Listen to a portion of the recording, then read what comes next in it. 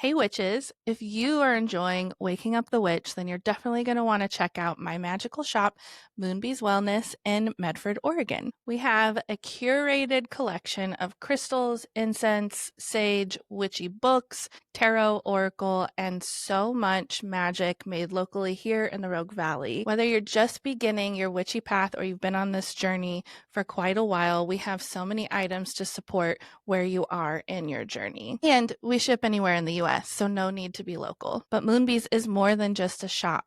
We are also a sacred space and supportive to your healing journey. I'm a Reiki master, and I also offer a lot of intuitive sessions, including past life readings and past life regression sessions. And all of this can be done virtually online, so I can help you no matter where you're at. Come visit us in Southern Oregon or follow Moonbees Wellness on Instagram and Moonbees_Medford on TikTok. And remember, magic's this way. This episode of Waking Up the Witch is brought to you by Taylar Pickett Styles. I'm Taylar Pickett, and I am an intuitive hairstylist in Southern Oregon. I offer in-person services as well as online tutorials on how to care for your curly hair, how to properly shampoo your hair. If you're a hairstylist, I offer lots of education and one-on-one consulting on how to build your clientele and take care of your clients. If you're interested in any of these services, please reach out to me. There will be a link in the bio. I also offer organic hair care from Innocence Organic Beauty, and you can also buy that online through me, link in the bio, and also on my Instagram page, Taylar Pickett Styles. I also have a TikTok page if you're into just talking a little bit more deeply about things, going into deeper dives about hair care, self-love, and self-worth. My TikTok handle is Southern Oregon Curl. And don't forget, tame nothing, nourish everything. Enjoy this episode.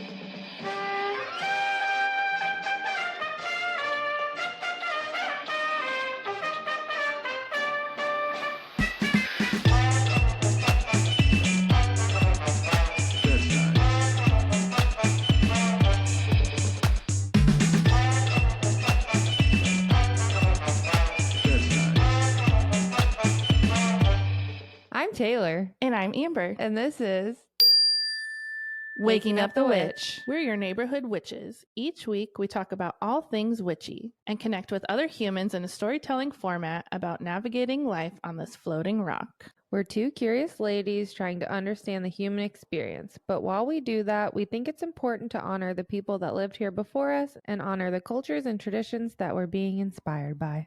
This podcast is about waking up the witch, which means we are learning and growing every day. That being said, we are always open to feedback on how we can do better. The views and opinions of our guests don't necessarily reflect the views and opinions of Waking Up the Witch. Now, let's go, ghouls.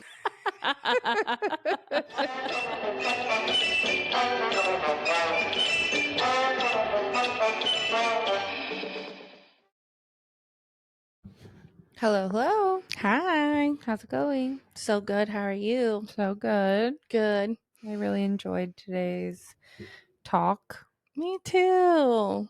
It was so nice. Very interesting, very unexpected. Yeah, I Super wasn't great. expecting. I mean, that's what I love about these conversations, though. Like, you don't really know what to expect when you're getting to know people more deeply. And I tried to scroll a little through some of his socials, but then I just didn't. And then I didn't like to see if I could get any like type of personality or like story out of them, but a lot of it was just the astrology stuff. So it was nice to be surprised. Yeah, loved it. It was great. I like okay. I don't usually like listening to men talk, but when you find good ones that have like a not toxic outlook and are willing to work on themselves, I think those are like the important voices to amplify. Yeah. It's nice to mix it up and bring like a different kind of voice on the pod. I loved it. We really want to like have more diversity that way, and we also want to like connect deeply with the people and their stories, and like amplifying important stories and all that. So it it's a little tricky sometimes to find the right people. And then we also get nervous reaching out to strangers sometimes. And so, Yeah, I found our guest today. They popped up on my TikTok, and then I just reach out and DM people sometimes. And yeah, he you're was really good at super that. like open, which was great.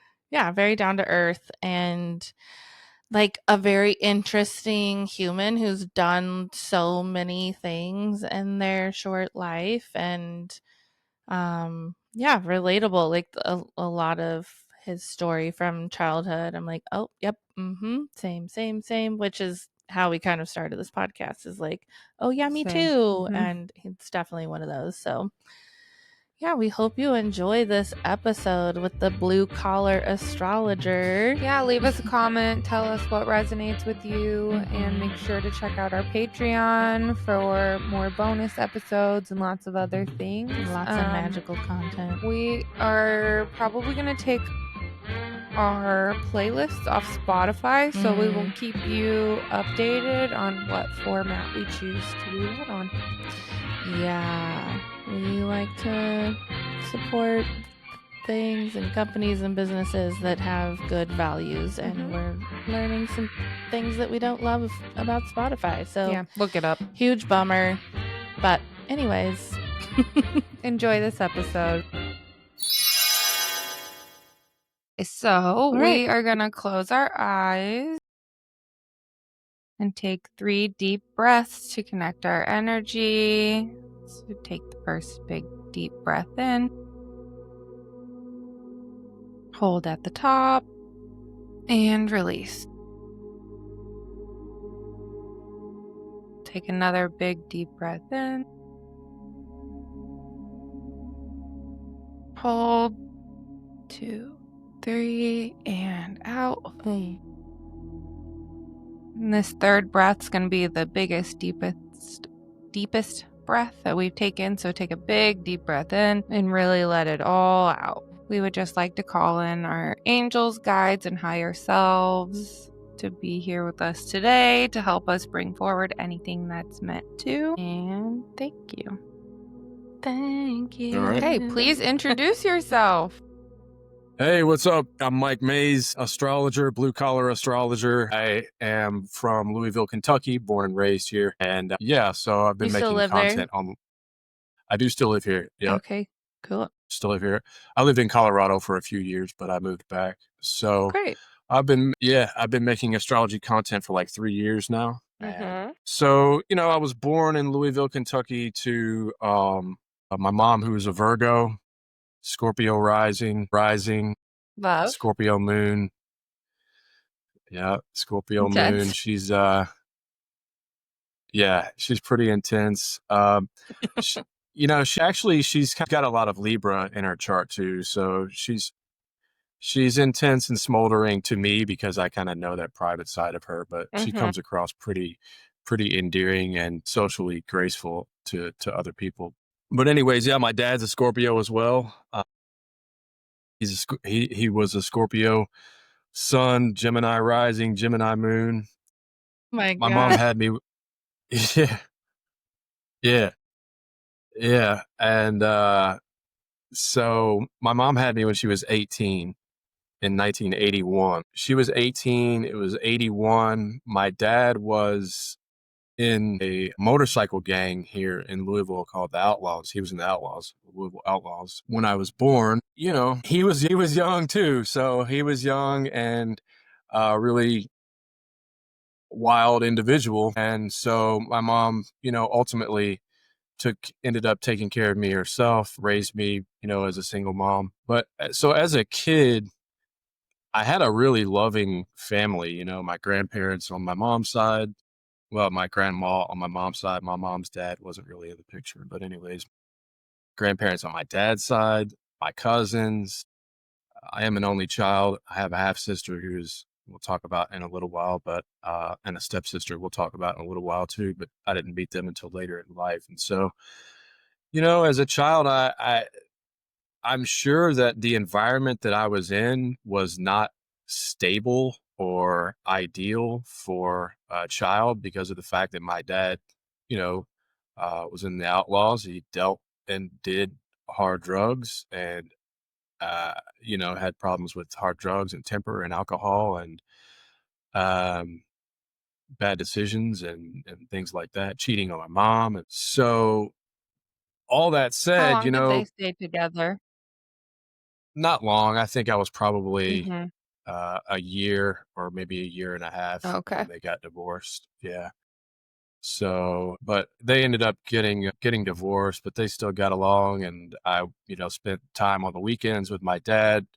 And that was when I got to like, my dad was like, my mom was not real privy of everything that my dad was doing. So some of my early childhood memories with my dad are probably pretty intense, marijuana in the air a lot of the Mhm. times, cocaine on the table sometimes. Mm.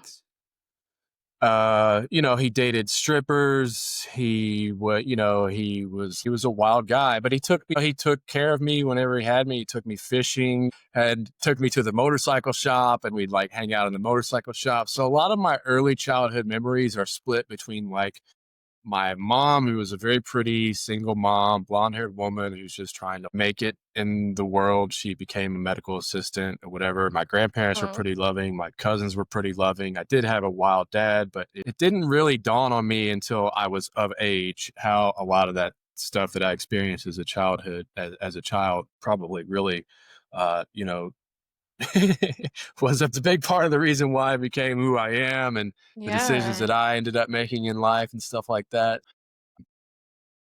There's that, and that I was the whole like splitting time between my mom and my dad. Like my mom turned me into like a good boy who like Mhm. wants to please people and who Mm. Mhm. she would leave me like a Virgo. list of chores. Yeah, yeah. She's a Virgo and I have a Virgo Mars, Me so too.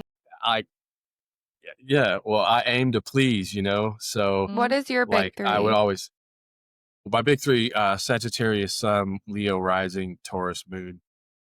I love Yeah, that. yeah. So just that kind of really starkly contrasted childhood between the influence of my mom and the influence of my dad is a big part of like who I am and what I've become. Mhm. I will say that my dad's influence on me got me into ultimately things like skate culture because I became a skateboarder, fascinated with tattoos and Yeah. skate culture and like underground music and just the offbeat path and punk rock, reggae, ultimately getting into that stuff as a teenager and stuff. A lot of that came from the fact that my dad, by way of example, showed me that in a lot of ways the way to go is to find your own path, even though he had a lot of intense peaks and valleys in his life and Mhm.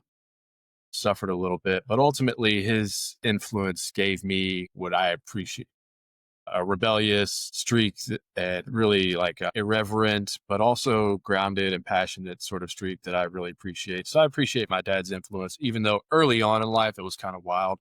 Yeah. Later on in life, yeah, later on in life, he like sobered up for a while, met my stepmom and stuff and everything. So I guess that would be like the sort of like the next chapter, which is when I like started actually like forming a lot of memories, and a lot of my core memories come from spending time with my grandparents. Since my parents were so young, I got pushed off to my grandparents a lot of times. Yeah. And that was actually when I saw for the first time a horoscope hanging on my grandma's Mm. refrigerator. And my mom's mom had a couple little trinkets, Aries keychains and trinkets around. Both of my grandmothers were Aries women. And so that was when memories started coming in. I started skateboarding. My cousin got me into skateboarding. I was a bit of a loner as an only child. I became friends with a kid who was a skateboarder and listen, I was in like fourth grade when Nirvana's Nevermind came out. The grunge scene was really starting to be like mainstream. But Mhm. yeah, and I was in fourth grade and I became friends with this kid named Alex Bradshaw who in fourth grade, this kid was like smarter than I was in high school. Basically, he was like Wow. he was so ahead of his time and so smart. And he turned me on to. He kind of deepened my cultural influence of skateboarding, alternative music, punk rock music, um, and kind of having that, and also drawing, and obviously tattoos were part of that. So that all that stuff really started to form and mold who I was in about the fourth grade. And then, fast forward to a more pivotal time in my life. I went through a lot of different phases, though. I Mhm. went through a lot of different phases, but that early friendship with Alex, getting turned on to that music, to art, to skateboarding. And then I would say the next like most impactful part of my life would be middle school, when I became friends with uh, people who guys who smoked weed, and guys who played music, and guys who skateboarded. And I became friends with them. Again, just more deepening, steeping more into that whole culture. By that point, I was listening to like Operation Ivy, Yeah. Squirt Gun, and there was a really big hardcore scene here in Louisville. Louisville was like a mecca Louisville's for the kind of hardcore. cool. Louisville's really cool. Yeah, Yeah. yeah, yeah. Yeah, I'm from St. Louis, so I feel like it's like similar-ish in a little bit of ways. similar-ish. Yeah, Louisville's Yeah, a little more weird, I think, I think so. but yeah, yeah. So, but around that time, bands around here, I was going to see a lot of the local bands around here, By the Grace of God, Avail, Endpoint, all these local hardcore bands and stuff. So I was going to shows and stuff, and So fun. yeah, yeah, it Especially was in the fun.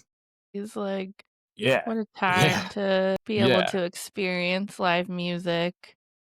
yes, I'm an yeah, 85 baby, so I don't think I, like, really went to shows until, like, early 2000s, but there's, like, this part of me that just wishes I could have experienced the 90s music live, yeah, like, in the yeah. 90s.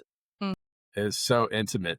It's so intimate, and yeah. so full of energy and passion, and just that sort of passion and energy has always throttled me, because I'm a fifth house Sag stellium, and What else is yeah, in the Sag for you? Mercury, Uranus, Neptune, Wow. the Sun, Juno, Black Moon, Lilith, Vesta. Holy shit. Yeah, so I've got all that in Sag, and That's, then like, a fun this place for all that energy, in the though. fifth house. Yeah, in the Yeah. fifth house. Well, So and 5th house is, like self, right? Like self or not self, but like expression and uh I don't know, I'm still a baby yeah. astrologer. I'm like that's Leo Yeah, yeah, energy, yeah. right? Yeah, so Like it's the fifth confidence and house. It's the fifth house is the house of creative self-expression, yeah. of talent, of performance, of sports, play, games, fun. And like you'll see once I finish the story of my life, everything's always been about, and fifth house is also music, anything where you're expressing Yeah. yourself creatively. Everything I've ever done has always been like fifth house stuff, because the ruler of my chart. So in astrology, the ruler of your rising sign is the ruler of your chart. And so as a Leo rising, the ruler of my chart is the sun with the sun. So you would look to wherever the ruler of your chart is, see which house it's in, which sign it's in, obviously, but also which house it's in. And those house topics are going to be like big for you in your life. And That also makes sense. sex and Yeah. sexuality. Sex and sexuality is a big part of the fifth house, and that's been a big part of my life too. I've always, Mhm. ever since my dad, hanging out at the motorcycle shop, seeing pictures of women with their breasts hanging out, and Mhm. tattoos of women, the Mhm. trucker girl and Pinups stuff and like that, stuff. like Yeah. yeah, pinups and stuff, all Yeah. that kind of Yeah. stuff. And just being comfortable with talking about sex and sexuality, and not really shying away from it, is something that I've Mhm. always tried to incorporate Well, and into. Sagittarius is very like explorative too, and like Yeah. all about learning that I'm sure there's just like so much peak curiosity Yeah, in all of those exactly. themes too. Yeah, exactly. So, So cool. yeah. Fun. So I think where does that leave me? Where does that leave us? You're What like, was like I was high talking. school like and Okay, yeah. like Then high school. I actually had like a split sort of experience of high school because I was still skating as a freshman, and then as a sophomore, I became straight edge for a while as like a sophomore. course.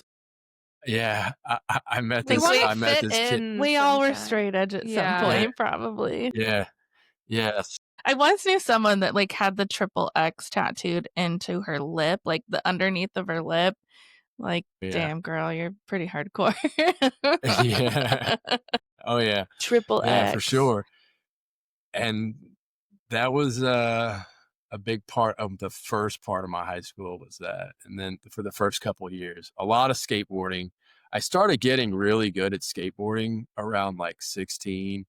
And that was about the time I got my license, and then I pretty much quit. So then I got my license at about 16. I started smoking weed again. I got a girlfriend. I started, Mm-hmm. started really like going hard on partying Fuck and straight edge.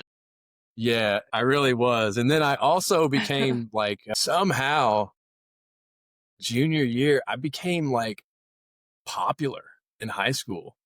Like, I don't know, like I became friends with all these different groups of people, probably the sage in me. Like I was friends with Mm-hmm. the jocks, I was friends with the pretty girls, I was friends Yeah. with the Christian kids, I was friends with the band kids, I was friends with the potheads, I was friends with everybody. And there weren't Yeah. really a lot of at my high school, there weren't really a lot of skaters. And so there weren't really I think that was part of the reason too why I quit skating is because there weren't a lot of How big was skate. your school? I'm guessing probably like 800 to 1,000 kids in the school, Okay. maybe That's something a like decent that. size, yeah. Maybe a little bit bigger, but yeah, it's a decent sized school. Average. Yeah. So, yeah. And then, high school, a lot of partying and smoking weed and shit like that. And that was junior year, senior year, all the way through, I had a girlfriend, spent a lot of time with her until I did go into college. I did go into college right after graduating high school.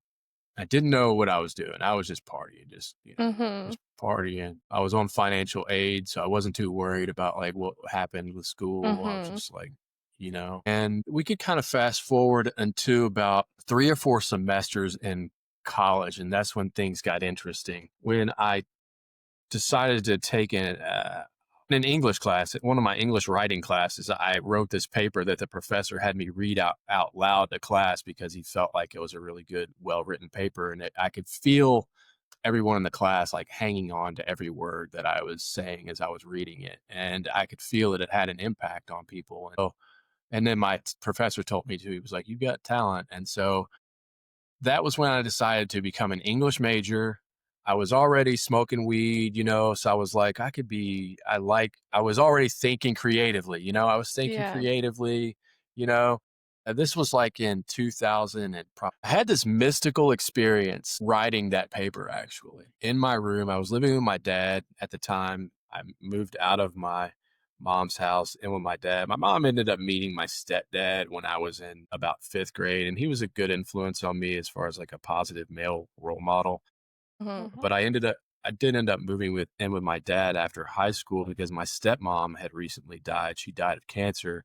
Mm. And so I wanted to move in with my dad and be with him. And upon moving in with him, at that point, I could smoke weed in the house. I could Mm-hmm. do what I wanted. And so I was like smoking weed and writing papers. And when I was writing that paper, man, I had a mystical moment. Like I was listening to music. I felt in that moment that there was some sort of creative force in me that was like begging to kind of just like come out. And so once I wrote that paper, the professor had me read it out loud. I felt the reaction from everyone in the class, decided to become an English major. I'm living with my dad, and I'm watching him kind of spiral because my stepmom passed away. And so I'm really focused what I've got going on, just trying to deal with whatever was going on at home the best I could. My memory probably blocks a lot of that out. Yeah, Mm-hmm. understandably. Yeah. And so, I mean, we definitely had some intense moments there in that time when I was living with my dad in college. All that did was like feed my desire to be like special in the world. And so I was, Leo rising. yeah, yeah, yeah. And I still at that point had not really been turned on to astrology, but it was about that time when I was taking a lot of English classes, a lot of humanities electives. I started taking acting classes. Once I took the acting class, it was like, was bit. I was totally bit by the acting bug. And around that time, I got into Rob Bresney's Free Will Astrology horoscope column. He is based out of Northern California, the Bay Area, I think. And he writes, he's really imaginative. You know, it's like one paragraph horoscopes weekly.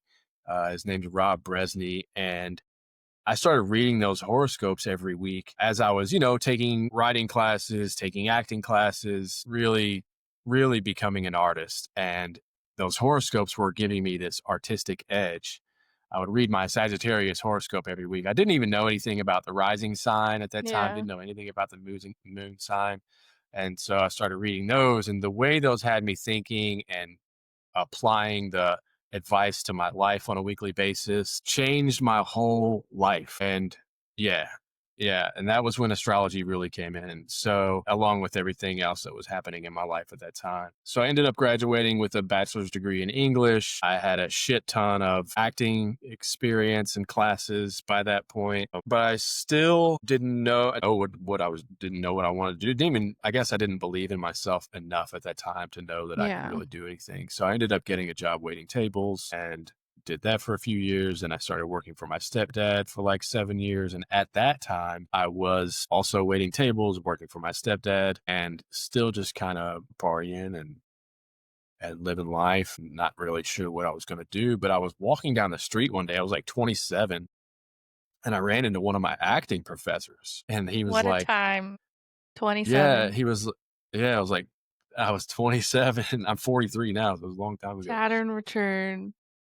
Creeping Yeah, in. and yeah, that was about, well, mine really hit around 28, but it was getting Mm-hmm. there for sure, and I was Mm-hmm. getting some direction around that time for sure. And he Mm-hmm. was like, "What have you been doing? Have you been acting?" I was like, "No, I haven't been acting. I've just been working. You know, I have a logistics job, waiting tables." He was like, "You need to be acting." He was like, "You were the best one in the class, and this and that." He was like, "Come to grad school."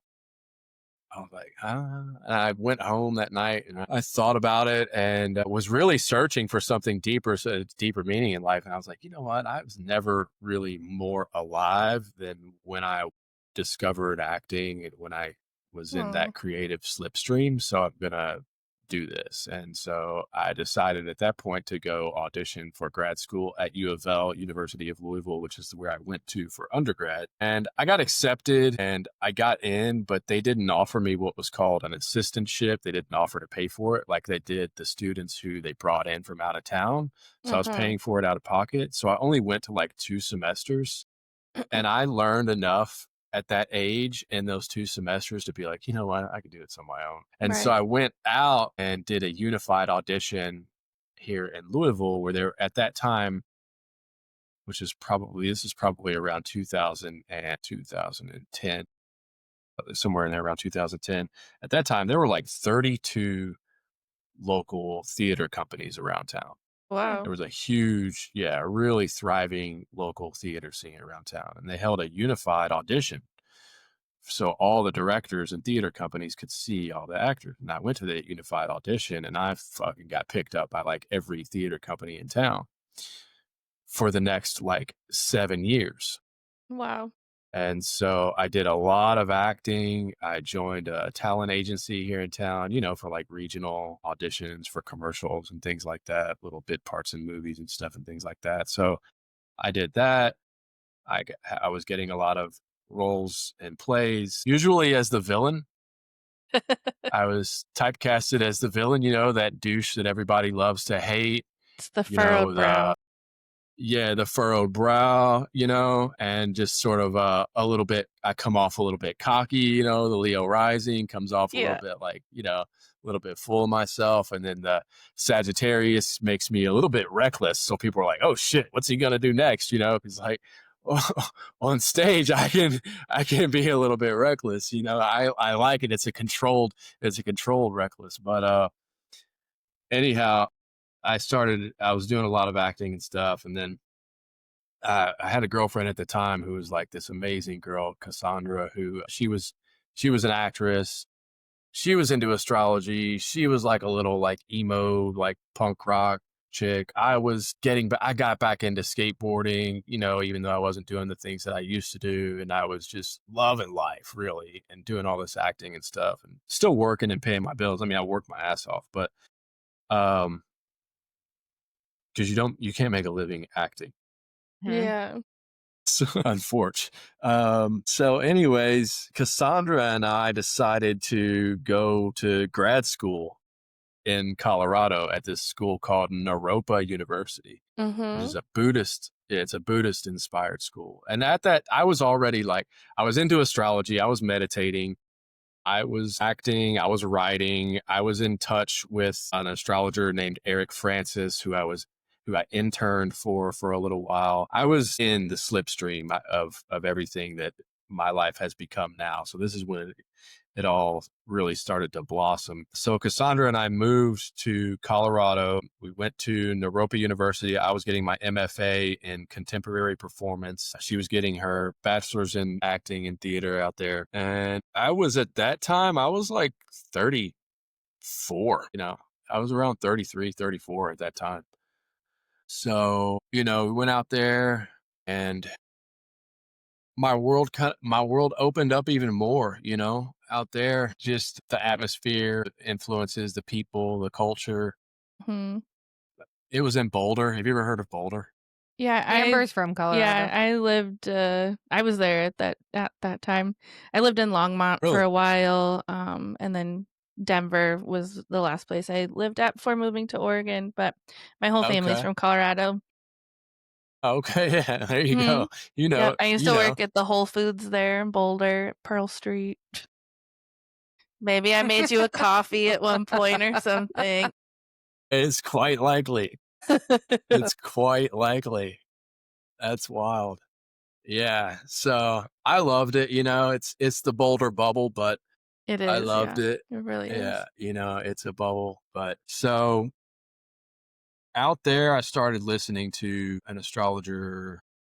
I started watching YouTube astrologers, and one in particular, David Palmer, the Leo King, at that time was like really turning me on to this idea of like practicing astrology. Because before that, but leading up to then, I had done birth chart readings for all my friends and family. And there was this festival that I went to once where I sat in a chair in the field and was like free birth chart readings and gave people free birth chart readings and stuff. I had done some things and with astrology, but I never knew that I could practice it and become a professional astrologer and one day potentially make a living doing it. It's like, Amazing. yeah, it's like you never know what you can do. And then David Palmer, We're living that right now. We totally Oh, get really? it. Yeah. It's crazy. This It's year's just been like, crazy. I just have an idea, and what if I do it? And then you are making money, and you're like, I just made this up. And now I'm like, I'm paying for myself and my family to be alive with something I just made up. Yeah. It's crazy. Exactly. And I don't really know what I'm doing. I'm just going We're off vibes. figuring it out. Yeah. Yeah. But the vibes are good. I'm convinced. I truly believe that's the only way to do it. Yeah, totally. I mean, I don't want to sound like when I say it's the only way to do it. I mean, what I mean is the only way to really do it is to just align yourself with what Exactly. you feel like you should do, Yeah. And there's different ways to do that. There's different ways to align yourself, but just comes down to aligning yourself with what you truly want to do. And honoring that channel that's like flowing through you. Like you're so connected to the universe and the people around you and the collective. And I really feel like there's energy that's coming into us. And it's like, just be brave enough to try something and Brave see is what it is. like the Delulu of it all. Really just like, Yeah. I'm going to see what this is like.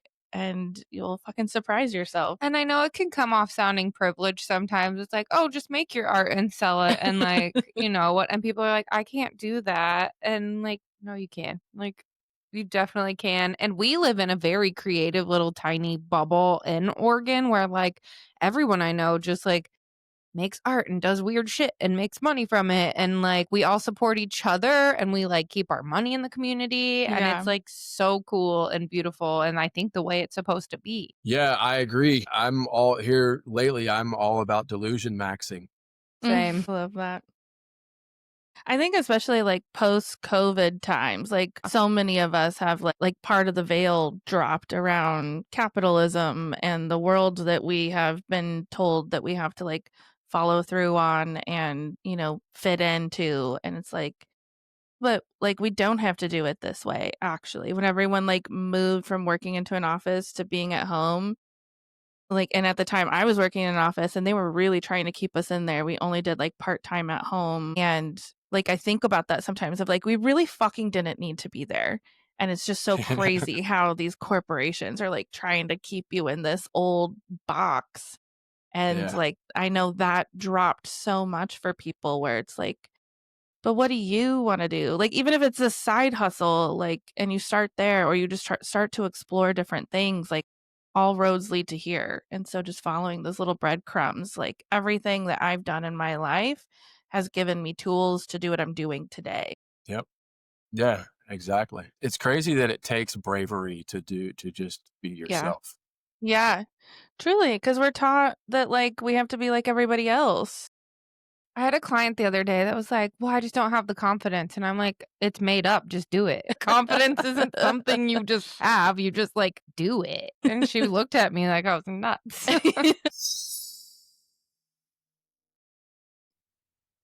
One time, this really rich couple hired me to read tarot cards as like a spooky tarot card reader at Yeah. their Halloween party.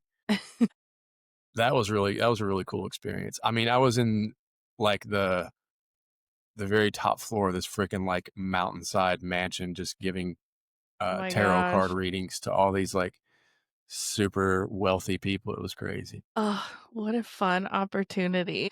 It was, and I gave one to this. I was giving one, and this guy, he came up to me, and he was like, you know, he's like dressed in a tux, and he's all like, you could tell he's like a super like alpha, like successful dude. And he comes up to me, and he's like, he whispers in my ear, he goes, "Hey, I left a joint out there for you on the balcony." Because he could tell, he could tell that I had like, I was like getting tired. There was like a line of people waiting to get tarot readings, and he Yeah. could tell I like needed a break. It was funny.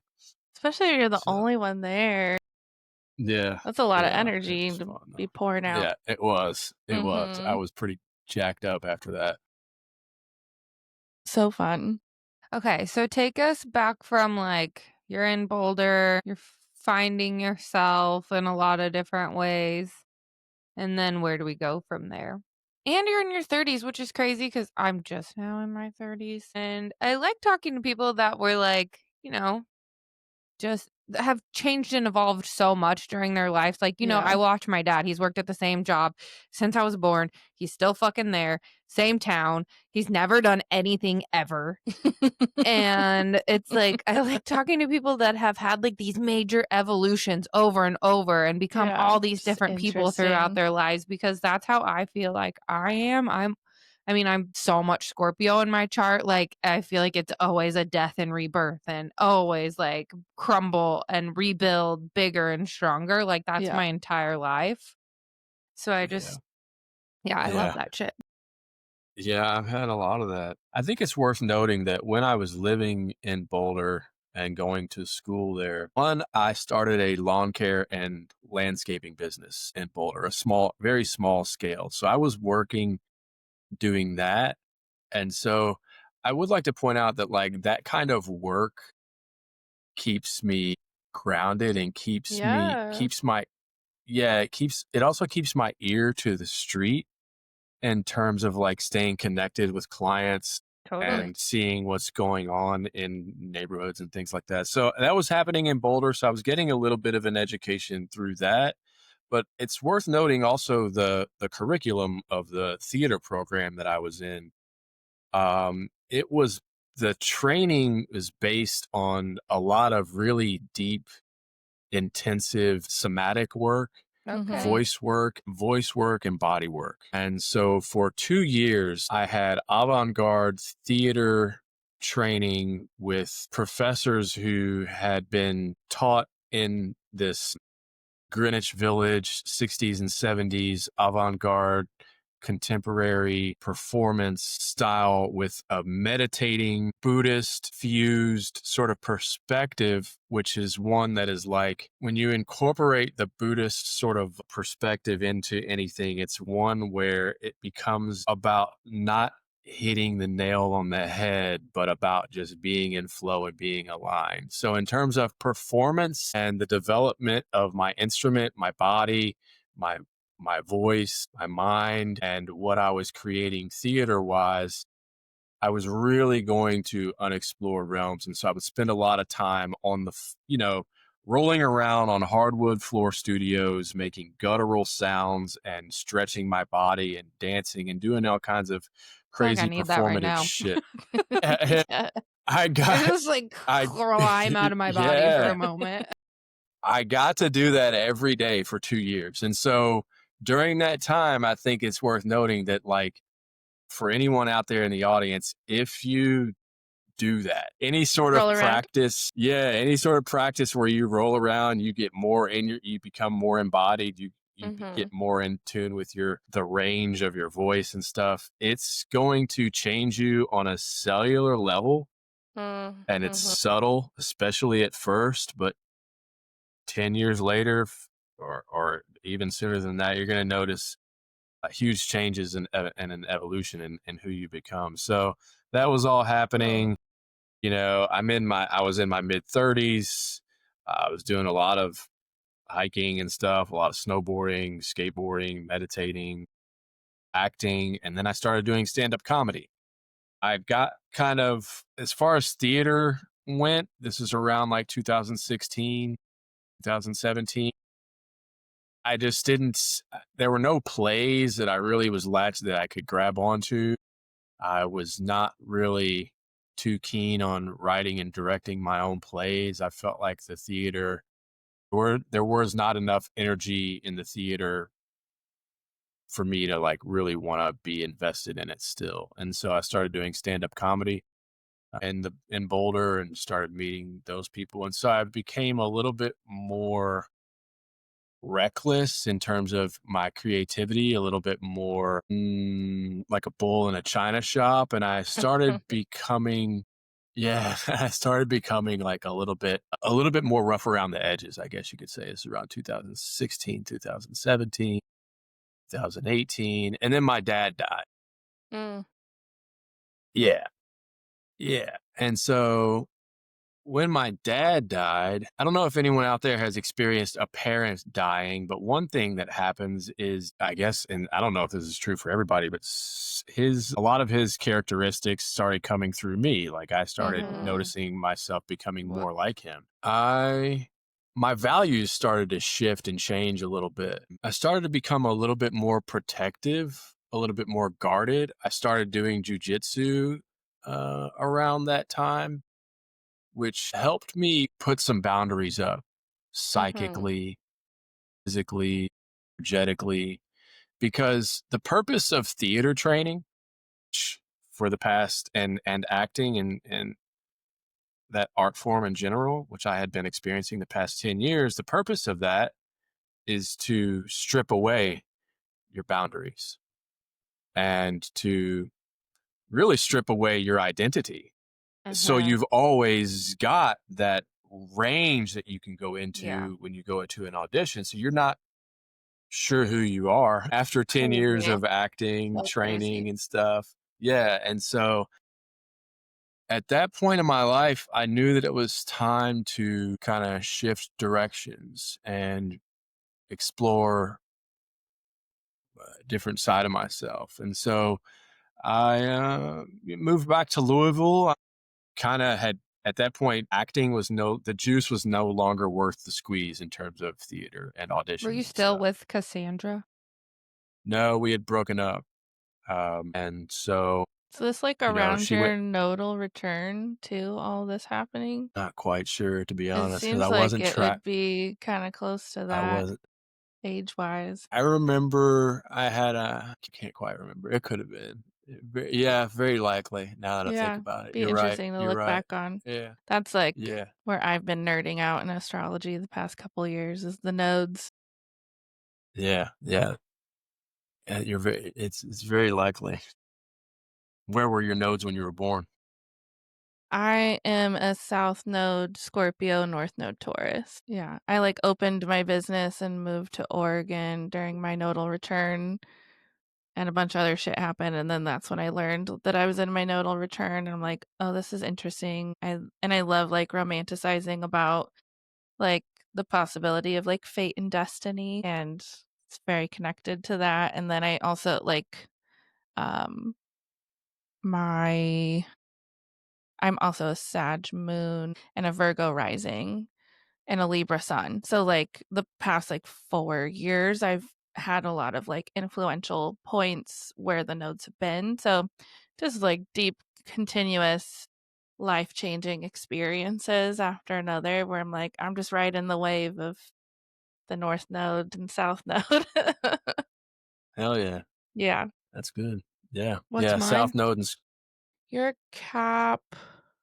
Capricorn North Node, I That's think. the one you go into? Yeah. Yeah. I So think what's that that mean the yeah. other one is? And then what's across from that? Cancer? Cancer Yep, Capricorn on the yep, axis? yep. Yeah. So I ours am a are Scorpio sun. reversed. Okay. Okay. A Scorpio sun, Cancer moon, Pisces rising. Damn, you're about as what? You're about as. Oh yeah, I don't have one fire sign in my chart. Damn, that's pretty cool, actually. So, Huh. shit, I'm jealous. I'm jealous. I've got Jupiter in Scorpio, but that Scorpio is so fiery. It's almost not even a water sign. Yeah. It is a water It's sign, but crazy. it's a Yeah. fiery water sign. Yeah, So I have so much Scorpio in my chart. I'm like, where is it? I have my sun, Mars, Pluto, and Mercury are all Scorpio. you've got Mars and Pluto at home in Scorpio. Mm-hmm. You know what's funny is an astrologer would look at that and be like, "This is a very." If you just looked at your Scorpio placements, you'd be like, "This is a very determined, willful person." Look at all your other 1000%. look at all your other placements though too, and it's like, oh, she might just puddle out from time to time. It's true. The other day I said this and it was like nothing I thought about, but it's like sometimes I'm so with the flow that I don't have a container. Like I need to contain Yeah, the flow sometimes. And it's yeah, just because I'm just like floating around. And she's kind of my container because I I'm like, am. I have Mhm. this idea. I have this. We're going to do this. And then I have Great. no Let's way to make it like happen. put it to action. So yeah, then I give it to my Virgo rising and she puts it in. And we have yeah. another business with a third partner, and she's a Virgo moon, and we're both Libras, so it's literally like We it's a do perfect balance everything with I her need and That done. them. is good. It's great. Yeah. Yeah, that North Node in Taurus is definitely helping you be a container for sure. Okay. Mm-hmm. We'll Mm-hmm. take it. I'm your vessel. Yep.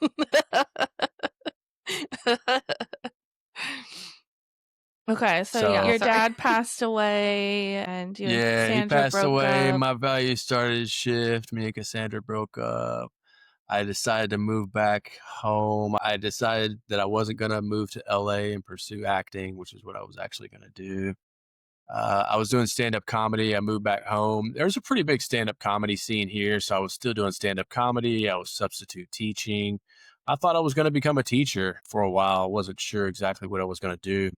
Substitute teaching, doing stand-up comedy, making some friends in the comedy scene here. Still meditating, still focused artistically, still paying attention to the astrology and not practicing astrology like I do now.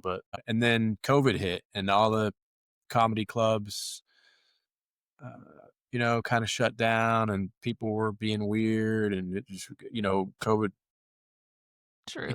it got really weird. And so Yeah. I just kind of hunkered down like everybody else. And I think it was at that time though that I decided, oh yeah, so COVID hit. I got a job since the schools were off and on, and a lot of stuff going on with that. I stopped substitute teaching and got a job at a cemetery. Okay. And You've yeah, done so many I things. know. yeah, Sagittarius. So yeah, and a Taurus moon. So I love working outside, and I have Mars in Uh-huh. Virgo, and so I love working outside. And got a What were job you at a doing at the cemetery, cemetery? groundskeeping. So I was groundskeeping. I was mowing, trimming, picking up brush and debris and stuff, whatever needed to be done on the grounds at the cemetery. And also we would help with funerals, burial services. What a It wild depends. time to work in a cemetery with COVID Yeah, happening. Wow. yeah, it was wild. It was wild. And obviously I saw a lot of death.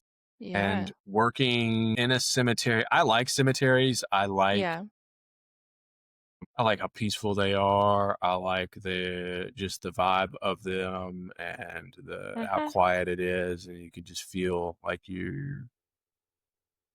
it's just a sacred place. And I thought it was so very normal to play in cemeteries as a Yeah. child because I was just, there was one across the street from one of my friends' house, and we just like go play in the cemetery all the time. And now I'm like, that's a little weird.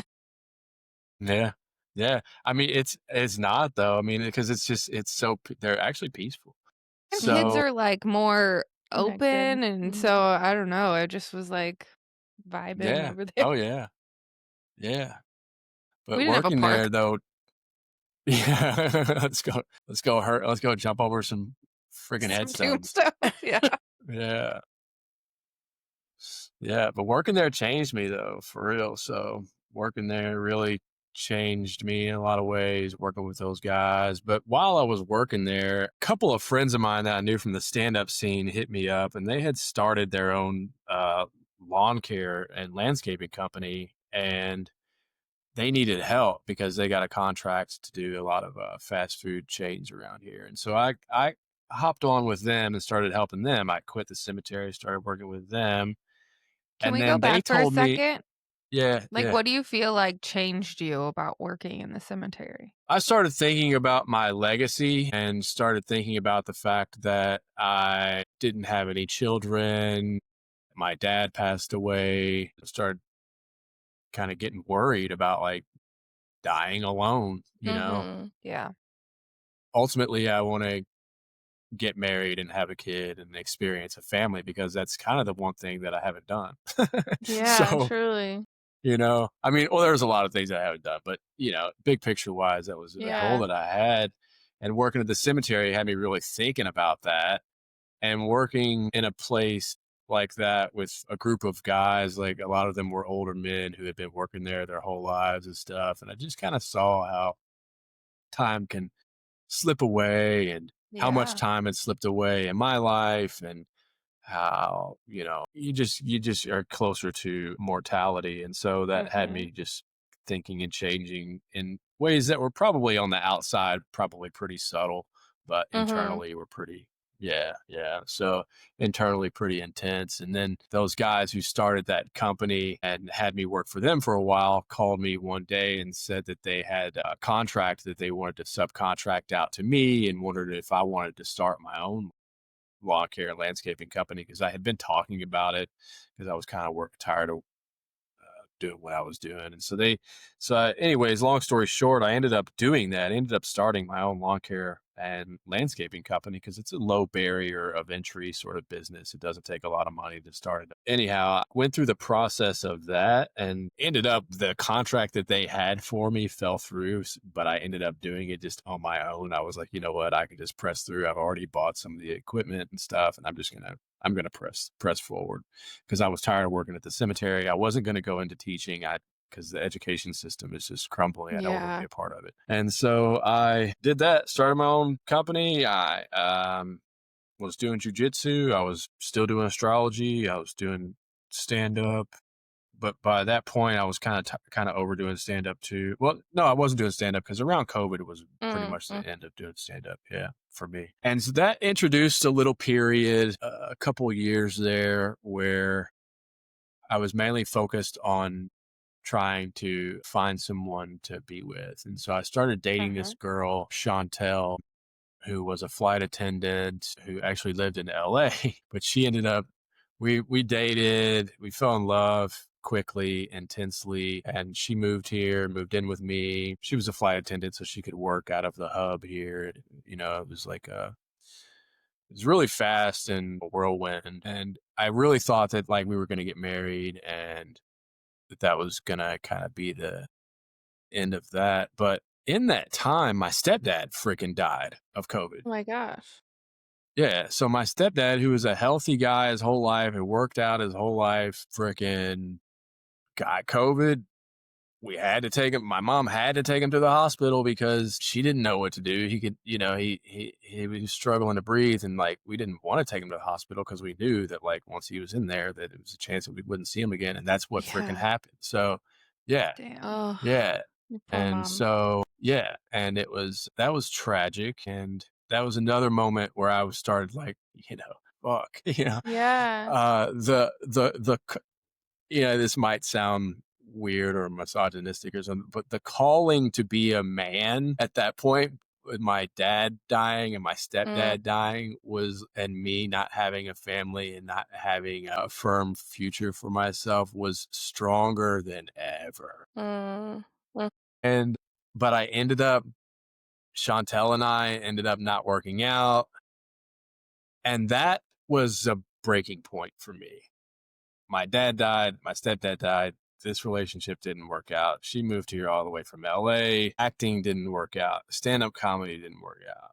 The only thing that I have going for me is this little business that I started and the fact that I'm disciplined enough to meditate every day and go to jujitsu. I knew that the through line of this whole story of mine, one thing that I could track all the way through going back to when I became an artist in college was astrology. And I was like, oh, I'm gonna start practicing astrology. And so it also gives me the opportunity to be on camera, which is like a creative, you know. I was feeling unfulfilled creatively at that time too, because I wasn't doing anything other than working. And so I just made that first astrology video and then, you know, started getting a little bit of a following and stuff. Started going live, started doing birth chart readings and for a lot of people. I'm still not a full-time astrologer, but it's I can see it. I can see it happening. Yeah. Yeah. So that was kind of how all that worked out. And now I can use everything that I've learned from theater and all my acting training to do astrology and to do astrology content. Did you start posting on TikTok first? I did TikTok and Instagram both at the same time. What do you feel like the difference is between like the people you connect with and like your reach on the platforms? Because they're so different. Instagram is a bunch of rich people, and TikTok are the kids who you were in detention with in high school. Damn it. I love that. Cute. How'd you come up with your handle, your name? Been like waiting this whole time. There's no blue collar. Well, the Yeah, you know, I landscaping. mean, yeah. I own a lawn care and landscaping company, so Yeah. I'm Monday through Friday, 9 to 5, I'm outside working my ass off. Yeah. So, and I just think it's kind of, you know, there's something in me that's wild and instinctual and animal like. And when I was taking in a lot of the astrology and spiritual content, I noticed that everything was like shimmery and glossy and like everybody's like so hell bent on being like completely sober and clear minded all the time. And like, I'm like, dude, I like smoking weed. Yeah. I like having a drink from time to time. And I like having casual sex from time to time or all the things that that weren't supposed to be spiritual. I was like, nah, man, this is not for me. So That's what we're I doing knew, here. Yeah. Same. yeah. Yeah, exactly. So, playful and and not so serious, and just like yeah, anybody can have access to this. You don't have to be this like enlightened being. I can't take shit seriously exactly. for real. And so I like to give it like a playground and just Mm-hmm. like silliness. And we just threw like a kind of spiritual event this weekend. A We're drag party. queens and there's like booze flowing and a DJ, but also like Yeah, tarot readers and astrologers. And like we want it to be, I think what you're saying, it gives it more accessibility. Yeah, Like you don't have exactly. to be a yeah, yeah, certain yeah, kind of person to pursue these things. Like anybody Or can and connect with should. them. yeah. No, that's exactly my point. Like, I'm just a regular guy, but I also am interested in the stars. Yeah. Let's talk about it. Yeah, yeah. Let's talk about it. Let's peel back some layers here, like because it's there's. I think that people are not as like generally speaking, people are actually pretty interesting, and then most people Yeah, have a lot of Yeah. layers to 'em. I agree. What's your like favorite uh like parts of astrology? Like, are there any like planets or asteroids or, how like a house placement? Like, what is one of your like favorite nerdiest things about astrology where you're like, I want to see this in someone's chart? I like to look at their Chiron and see where their Mm. Chiron is. Mm-hmm. That's the key to healing is Chiron. If you can find out the house topics, the sign that it's in, it's not the kind of thing that is always going to like hit you over the head. Mm-hmm. It takes time to understand that. For me, it's about the house topics of the house that Chiron is in. It's about those house topics and finding ways to kind of heal those parts of yourself. So I like to look at Chiron. That's the key to healing. I like to look at people's sun sign. The sun has a lot to do with your purpose and your identity and the most like highest aspirational ideal part of yourself. And so obviously sun sign is very important for people, but I think that what what happens a lot is that people forget about the purpose part and Yeah. they focus more on like personality. Yeah, But the purpose totally. is, I think, is makes it a little bit deeper. So I like that. I like obviously I like Venus. I like to look where people's Venus is, and stuff like that. So yeah, and yeah, those are probably my favorite. And do you prefer Placidus or whole sign charts for yourself or for reading for others? I prefer right now whole sign for myself and others right now. I can do both. I can work with both. Mm-hmm. And I think that, yeah, and both do work quite well. Yeah. Yeah, it's really Yeah. interesting. I feel like through my learning journey personally with astrology, like I've learned through the Placidus lens. And I just had somebody in our community read my chart, and I noticed like almost towards the end that she was reading whole sign. And like there was this whole other layer of me that I was like, this also makes sense for me. And so I'm in this point now where I'm like, ooh, like, because you can, like, we're evolving and changing. So it makes sense to, like, kind of see your chart in both ways. And I didn't think that it changed my chart a whole lot because I'm a 24-degree rising. So, but it changed a lot in the points that were coming through. And specifically with my Chiron and like where the lines are drawing through my chart, I was like, oh my God, like all this makes so much sense. And where my Aquarius was, that changed a lot. Where reading it Placidus, I was like, I feel like that's something I'm kind of growing into or aspiring to be. But reading it whole sign felt like this feels like my whole life, actually. Like this Mm. resonates so much of, yeah, that's very true for me now and has been like my whole life. So I don't know. I think it's very fascinating. And I don't know if there's like any theory on growing into one way or the other, or if it really is just like a personal experience or what, because I don't really know those things about astrology, but it's fascinating. Yeah, it's interesting that you mentioned that actually, because I actually mentioned this on a live last night when I went live on TikTok, and Wow. I talked about this actually. The fact exactly what you're talking about. I look at my chart in Placidus, and it's reflective of my childhood. And then when I look at it in whole sign, it's more reflective of like now, and like you were saying, the overall journey or arc of my life. Mm. Mhm. Yeah. Yeah. Interesting. So I think it could probably work reverse for other people, you know? Yeah, totally. Yeah, that's kinda how I felt was when she was reading whole sign, I was like especially with I had, like, Aquarius in the 4th house, and my Jupiter was there. That like, all of that shifted if I read it Placidus. And like it goes into fifth house, both Aquarius and Jupiter. Someone explained that to me in Placidus, where it's like very self-expressive and like kind of funky Mm-hmm. groovy, which is like a big part Kind of like what you're doing now. of me and like yeah, growing into that version of myself. But then putting it in fourth house, it's like thinking about like your health, and or maybe it was the opposite, I don't remember, but like it really changed thinking about the health. I was like, oh my god, I like have such wild health anxiety, and like with the Aquarius and the Jupiter and like just really expanding all the stuff, I was like, that's my whole life. I'm so like aware of these things. I don't know. It's very, very fascinating how much it can actually change, and I didn't expect it to be such a difference for me. Yeah.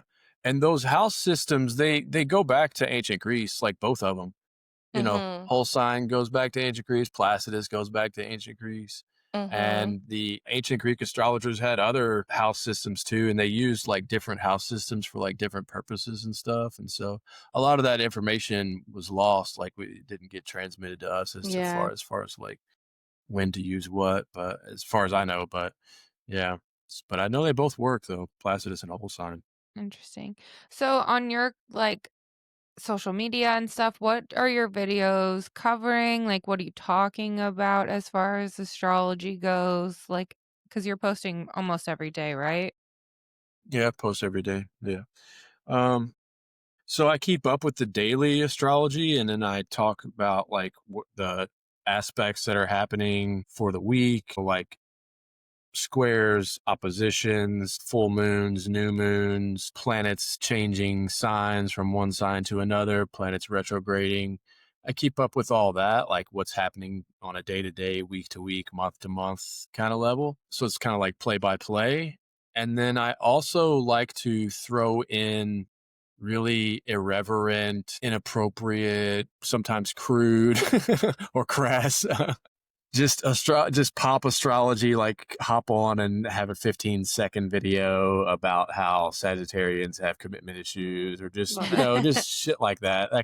That kind of thing. Like, or just say something off the cuff. Like yesterday, I made a video where I said that Mercury and Mars conjunct in Scorpio.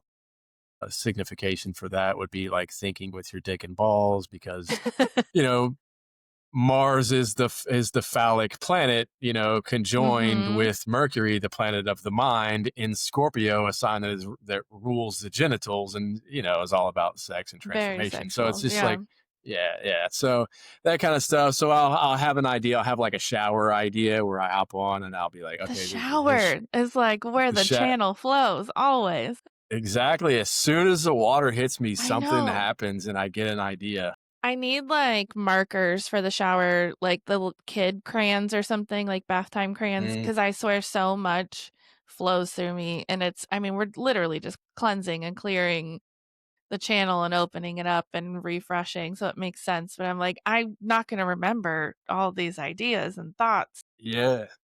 Yeah, you got to get it down as soon Uh as you get out huh. of the shower. You got to get Uh it down, or you huh. need what you're talking about. You need a little dry erase board in there for I sure. know. Yeah. Yeah, It's funny. yeah, So if somebody wanted to do a reading with you, you offer those virtually? yeah. I do them through Zoom. They can book them on my website. You can go to my website. You can read about me. You can see like what my focus and intent is, and Okay. my approach for the birth chart readings. And you can book it there. I do them through Zoom. I do birth chart readings. I do transit reports. Yep. I love the transits. Like, that's something I'm starting to kind of learn how to read because I just think it's so helpful when the world feels crazy and everyone's like, what the fuck is going on? It's like, well, we can find it here in the stars where it's like, okay, like we can take a little breath and, next month or next week, like the energy is going to shift and we're all going to be okay or feel a little bit more lighter or clear or whatever. That it's like, or sometimes worse, you know, or sometimes worse. And like, yeah, like be prepared, like put up extra Right. boundaries, like stay at home, Yeah. take a breath. But I find it so helpful. And then like to know that collectively we're all experiencing it in some way, that it's like it's explainable. We had another astrologer guest earlier this year, and she was like, I just like to say it, like it's just a transit. And that sticks with me daily because it really is. It's like we just need to breathe. Everything's it's gonna be okay. We'll She get through walked it. us through like the whole year and all the transits and the politics and the everything going on in the world and some of the history when like with all the transits, and it was awesome. Yeah, because 2025, it's like the year that astrologers have been like talking about. What's a quick nutshell for you, knowing with everything that has taken place in the past year astrologically with all these outer planets moving and stuff? We got a taste of what the future is going to be like. We got a taste of a new beginning. Now we're going back to kind of like the old times again for the next 6 months, and then we'll get another new beginning in the spring of 2026. So 2025 was kind of like let's charge forward. Yeah. Stop, pause, go back, release, let go, process, continue to transform, continue to release and let go, continue to dissolve old grudges and things that aren't working, and just basically get clear and effective, and then right back at it in the spring. So that's kind of the story of 2025. It was very much like that, kind of shifty. Yeah. Yeah. It's been a Feel it. crazy year. Yeah. It's intense, but there's also like a lot of really cool, beautiful personal development through it all. So Yeah, that's good. yeah, it's good. Is there Yeah, anything you can like build else? yourself a little home, you know? No, you're good. Yeah. Yeah, it feels Astrology is good. like it's like a little home, you know? It can be comforting. That's how I feel. I feel very comforted by like, okay, this is what's supposed to be happening. And I feel like if I didn't have that to reflect on, I would feel a little bit more like spinning out of control. Yeah. Like what the fuck's going on? But it gives me a little peace. Yeah. Yeah, for sure. The word cosmos comes from the word cosmetic, or rather the word cosmetic comes from the word cosmos, which is it's got a design to it. It's got an aesthetic to it. It's got a purpose to it. And that's what astrology does, is it really helps us find purpose and meaning, you know? Well, look at that. I'm a Totally. cosmetologist. Yeah. So it works great. Really? Yeah. Yeah. I'm a hairstylist. Yeah. So you're giving order to things, you know? Yeah. So, That's how. yep. Okay. Is there anything that you feel like you want to add before we start getting into our questions and stuff? Mm-mm. This was I don't great. think so. Yeah. Yeah. So great. You're a very fascinating human. I just keep thinking about like, I'm excited to reconnect with you in, a year or 5 years, and like what other things have unfolded for Yeah, you. what else Because you you're been just doing? constantly shifting and growing and like, building your toolbox. Like, I feel like that's what life is really about. And I think you're doing it, even if you have those feelings of that legacy piece that you were talking about. And like, I really want to, meet this part of me that gets to be like a husband and a dad. And, those parts, like, I know that is a hard like desire to wait for, but like you really are doing life right too. And I think, similar to how Taylor was talking about her dad, like doing the same exact thing. It's like, that's one way to live, but I think you're doing it the right way. Like our human experience we're here to experience life and discover ourselves and how we connect more deeply into the collective, and like you're doing it. So I hope that you feel proud of the life that you have lived. I also feel like you're probably impacting a lot more people than you know as well. And that in itself is like a legacy. It's like being seen and like sharing your story and changing people's perspectives and just like putting yourself out there is a legacy. Like all the things even you're putting on the internet, they're there forever. You know what I mean? Yeah. For better or worse. Yeah. Right? Same. Yeah. No, I appreciate that. Yeah, for sure. I am. I'm really happy and I'm really proud of like who I yeah. And so, just gonna keep going. Yeah. Well, thanks for sharing that with us. We have a Yeah, couple totally. questions. So our All first right. question we love to ask all of our guests is, what is one thing that you do for self-care that you just can't live without? Meditation. Yeah. Had a feeling. That's- Or music. Yeah, you're right. And then if you could tell your younger self, and that could be yesterday as far back as you could remember, one thing, what would it be? Damn. That It's our question favorite. chokes me. It chokes me. It actually chokes me up a little bit. Yeah. Did you say good, Taylor? It's our favorite question. I'm kind of jealous she's the one who always gets to ask it. I would say don't worry. Yeah. Oh. I agree. Yeah. Yeah. Yeah. Would you pull a card for us? Yeah, absolutely.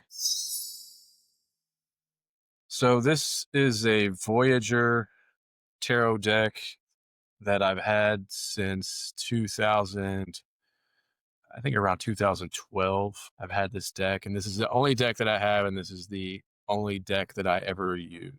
Cool. Amazing. Well seasoned.